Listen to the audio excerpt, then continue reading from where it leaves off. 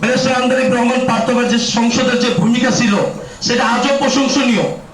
সে view আজও পর্যন্ত কারো বক্তব্যের ভিতরে সেটা এখনো পাওয়া যায় না। সেই সময় ব্যারিস্টার আন্দালিব রহমান পার্থ ভাই যাকে যা টাইটেল দিছে তা আজকে বাস্তবায়ন হয়েছে। সেই নেতা দূরদর্শিতা অনেক, সেই আগামী দিনের ভবিষ্যৎ। বিষয়টা হলে কে প্রধানমন্ত্রী হইলো কে প্রধানমন্ত্রী হইলো না সেটা বড় কথা না। ব্যারিস্টার আন্দালিব রহমান পার্থবের স্বপ্ন ছিল ভালো মানুষরা রাজনীতিতে আসবে, ভালো মানুষরা রাজনীতি করবে। ব্যারিস্টার আন্দালিব রহমান পার্থ ভাই যখন রাজনীতির জন্য আহ্বান জানাচ্ছিল তখন প্রথম কাজ করতেছিল, তার একটাই স্বপ্ন ছিল যে তরুণরা রাজনীতি থেকে বিমুখ হয়ে চলে যাচ্ছে অন্যদিকে। তারা বলতেছে যে কেন আমরা রাজনীতি করবো, আমরা কি আমাদের জীবনকে উৎসর্গ করবো নাকি?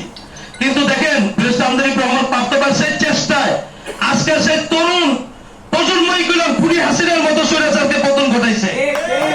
আজকে খুনি হাসিনার পতন ব্যারিস্টার আন্দালিব রহমান পার্থবার সেই বক্তব্য তরুণ প্রজন্মের ভিতরে রক্তকে জাগ্রত করেছে। আজকে লক্ষ লক্ষ কোটি কোটি তরুণ প্রজন্ম রাজনীতি করার ইচ্ছা পোষণ করতেছে, সেটা ব্যারিস্টার আন্দালিব রহমান পার্থবার দেখানো স্বপ্নকে বাস্তবায়ন করার লক্ষ্যে। ইনশাআল্লাহ আমার ঢাকা মহানগর দক্ষিণ, যেহেতু আমার বাড়ি ঢাকা মহানগর দক্ষিণে, আমি সবসময় চাবো যে ঢাকা মহানগর দক্ষিণ অনেক শক্তিশালী হোক। হয়তোবা ঢাকা মহানগর দক্ষিণ সবার পরে হচ্ছে, এর কারণে অনেক, কারণ ঢাকা মহানগর দক্ষিণ রাজনৈতিক আন্দোলনের সবচাইতে বেশি ভূমিকা পালন করতে হয়। আর পার্থ ভাই তখন চায়নি তার দলের নেতা কর্মী অ্যারেস্ট হোক, নির্যাতনের শিকার হোক, গ্রেফতার হোক, এটা সে কখনো চায়নি, সে এখনো চায় না। সে কখনো বলে না তুমি কারোর সাথে লাঠি দিয়ে মারামারি করো, কারো জায়গা সম্পত্তি দখল করো, চাঁদাবাজি করো, দুর্নীতি করো, এটা এখনো পার্থ ভাই চায় না। পার্থ ভাই চায় তোমার মেধাকে কাজে লাগাও, তোমার মেধা দিয়ে ভালো মানুষকে রাজনীতিতে নিয়ে আসো।